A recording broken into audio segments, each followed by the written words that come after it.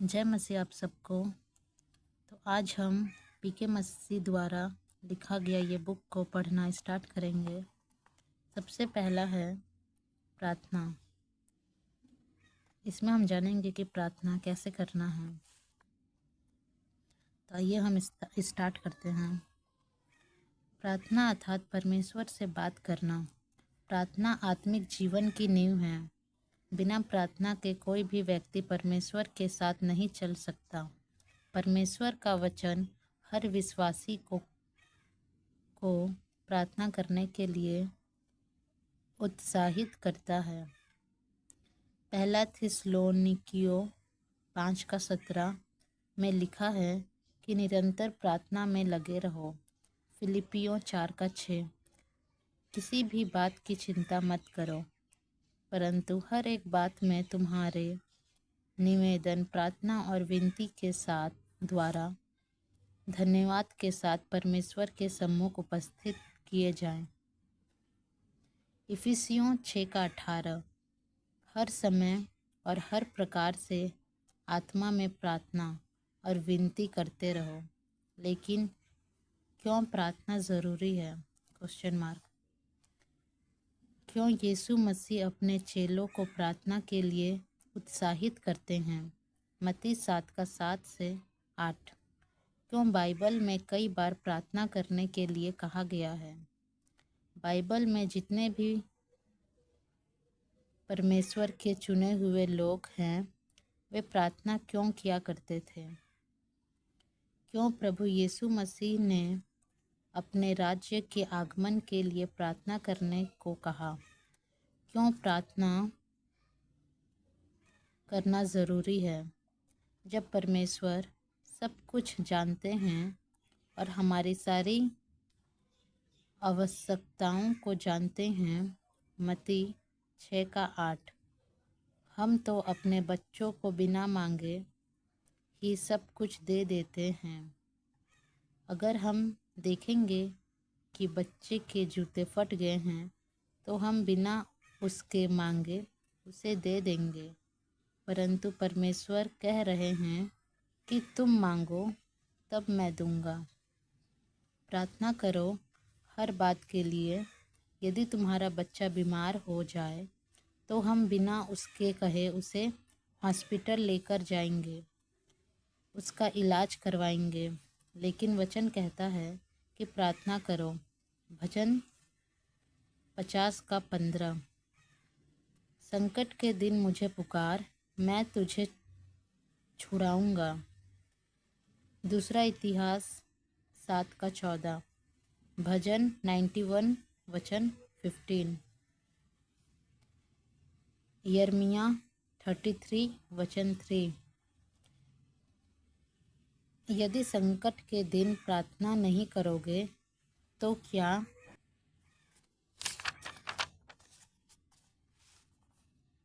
परमेश्वर सहायता नहीं करेंगे? जी हाँ, ऐसा लगता है कि परमेश्वर बिना प्रार्थना के कार्य नहीं करते। जब तक आप प्रार्थना नहीं करेंगे तब तक कार्य नहीं होगा। यदि आप परमेश्वर के आश्चर्य कर्म को अपने जीवन में देखना चाहते हैं तो उसको प्रार्थना करना ज़रूरी है। बिना प्रार्थना के परमेश्वर हमारे जीवन में कार्य नहीं करते। इसका अर्थ यह नहीं कि परमेश्वर की प्रभुत्व पृथ्वी पर या मनुष्यों पर नहीं है। नहीं, परमेश्वर की प्रभुत्व सब कुछ पर है। वह जो चाहे जब चाहे कर सकते हैं, परंतु परमेश्वर दो काम नहीं कर सकते। एक पाप और दूसरा अपने वचन को नहीं तोड़ सकते। भजन 138 वचन 2 परमेश्वर ने अपने वचन को अपने नाम से अधिक महत्व दिया है। परमेश्वर ने मनुष्य को स्वतंत्र बनाया है। परमेश्वर ने हमें कठपुतली नहीं बनाया। उत्पत्ति 1:26 और 28 तक में परमेश्वर ने मनुष्य को बनाया और उन्हें पृथ्वी पर अधिकार दिया। भजन 115:16 में लिखा है, कि स्वर्ग तो यहोवा का है, परंतु पृथ्वी उसने मनुष्यों को दे दी। इसीलिए परमेश्वर बिना मनुष्य की इच्छा के उसके जीवन में कार्य नहीं करते। वह तभी किसी के जीवन में कार्य करेंगे जब वह व्यक्ति चाहे या जब कोई उस व्यक्ति के लिए प्रार्थना करे। यीशु मसीह तो स्वयं परमेश्वर हैं, तो उन्हें प्रार्थना करने की क्या ज़रूरत थी। लेकिन हम यीशु के जीवन में देखते हैं कि यीशु हमारे पिता से प्रार्थना किया करते थे। लूका 9 का 28, मत्ती 19 का 13 और 14, लूका 15 का 16, लूका 6 का 12। उन दिन वह पहाड़ पर प्रार्थना करने को निकला और परमेश्वर से प्रार्थना करने में सारी रात बिताई। गतसमनी के बाग में यीशु प्रार्थना करते हैं कि पिता, यदि हो सके तो यह कटोरा टल जाए। आखिर क्यों यीशु को भी प्रार्थना करने की आवश्यकता थी? क्योंकि यीशु 100% मनुष्य भी थे और पृथ्वी पर थे। इसीलिए यीशु को भी प्रार्थना करने की ज़रूरत थी, क्योंकि बिना प्रार्थना के परमेश्वर कार्य नहीं करते।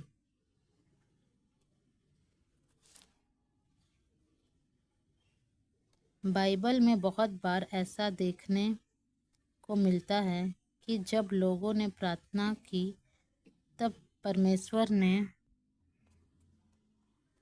उनके लिए कार्य किया, उनको छुटकारा दिया। मैं ये नहीं कह रहा कि हर बार ऐसा ही हुआ है, परंतु अधिकतर यह देखा गया कि बिना प्रार्थना के परमेश्वर ने कार्य नहीं किया। दूसरा इतिहास 7 का 14। तब यदि मेरी प्रजा के लोग जो मेरे कहलाते हैं दीन होकर प्रार्थना करें, तो मैं स्वर्ग में से सुनकर उनका पाप क्षमा करूँगा और उनके देश को ज्यों का त्यों कर दूँगा। उदाहरण के लिए मिस्र में इस्राएली लोग ने प्रार्थना की। निर्गमन 3 का 7 लिखा है, मैंने उनकी चिल्लाहट को सुना है। चिल्लाहट का अर्थ प्रार्थना, दुहाई है। तब परमेश्वर ने उसे छुटकारा दिया। नीनवे के लोग ने प्रार्थना किया, तब परमेश्वर ने उन्हें क्षमा किया। जब यहोशापात ने प्रार्थना किया, तब परमेश्वर उसकी ओर से लड़ा। जब नहम्याह ने प्रार्थना किया, तब परमेश्वर ने उसकी सहायता की। जब बीमार लोगों ने यीशु से प्रार्थना की या वे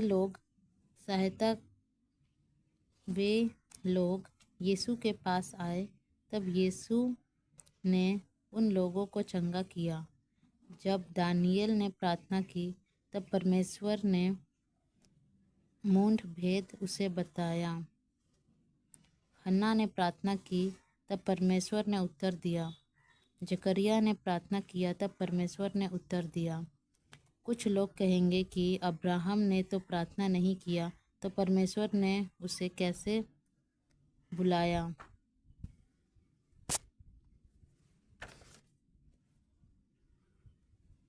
मैं यूं कहूँगा कि जिसका कोई बच्चा ना हो, क्या वह परमेश्वर से प्रार्थना नहीं करेगा? क्या यह संभव है? नहीं, वह व्यक्ति जरूर परमेश्वर से प्रार्थना करेगा, अर्थात उसने की होगी।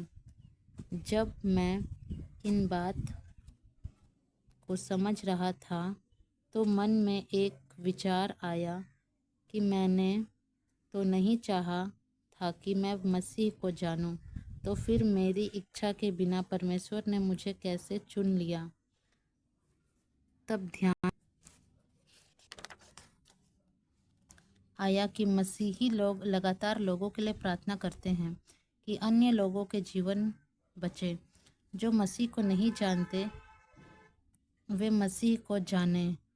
किसी ने प्रार्थना किया, इसीलिए प्रभु ने हमें चुना, अर्थात मैं किसी की प्रार्थनाओं का उत्तर हूँ।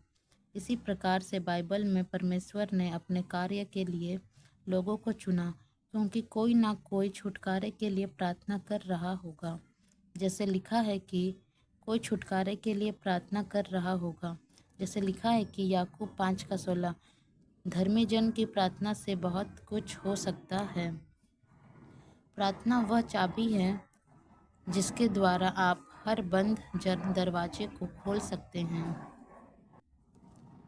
आप जानते हैं कि यदि किसी कमरे का दरवाज़ा बंद हो तो उसे खोलने के लिए आपको चाबी की आवश्यकता होती है। बिना चाबी के आप उस दरवाजे को खोल नहीं सकते, और यदि चाबी आपके पास है तो आप आसानी से दरवाजे को खोल सकते हैं। याकूब 1:17 में लिखा है कि हर एक उत्तम दान वरदान परमेश्वर की ओर से मिलता है, अर्थात परमेश्वर के पास भंडार है जिसमें बहुत सारी बहुमूल्य वस्तुएं आपके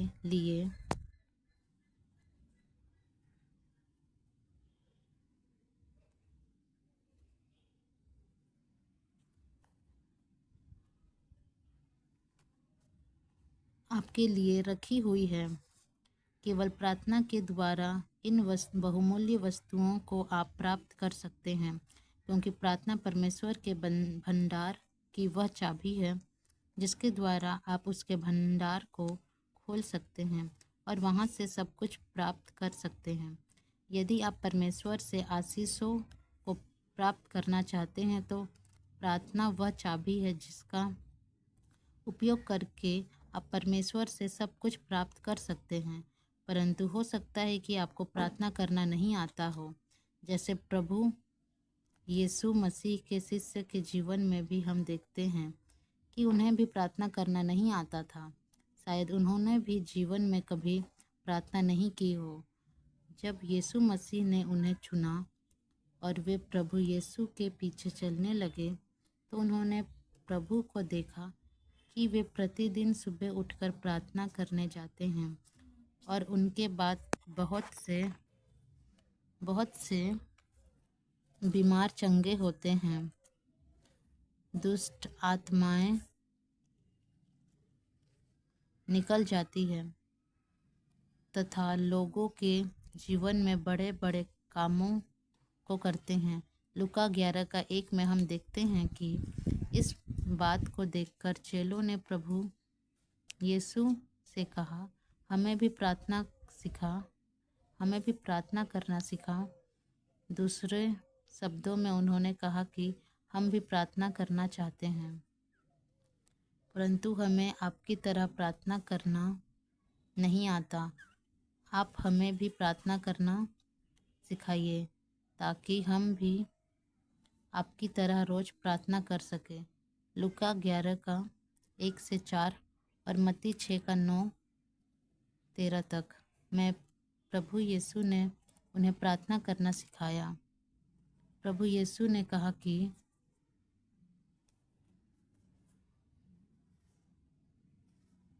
इस रीति प्रार्थना किया करो या इस प्रकार प्रार्थना किया करो। यहाँ पर प्रभु यीशु मसीह अपने चेलों को एक तरीका, नमूना या एक उदाहरण देकर समझाते हैं कि जब तुम प्रार्थना करो तो इन विषयों को अपनी प्रार्थनाओं में शामिल करो। प्रभु यीशु मसीह ने यह नहीं कहा कि इसी प्रार्थना को जीवन भर दोहराते रहो, जैसा कि आज काफ़ी लोगों के मध्य देखने को मिलता है, जबकि प्रभु ने कहा था कि इस तरीके से प्रार्थना करना। परंतु अधिकतर मसीही लोग इस प्रार्थना को जो प्रभु यीशु ने अपने चेलों को सिखाई थी दोहराते रहते हैं, लेकिन यीशु ने ऐसा करने के लिए नहीं कहा था। प्रभु यीशु ने अपनी इस प्रार्थना में कुछ ज़रूरी बिंदुओं को लिया, उन्हें भी इस पुस्तक में प्रस्तुत किया गया है। आमीन। कल हम पढ़ेंगे परमेश्वर से आपका रिश्ता। आज के लिए इतना ही।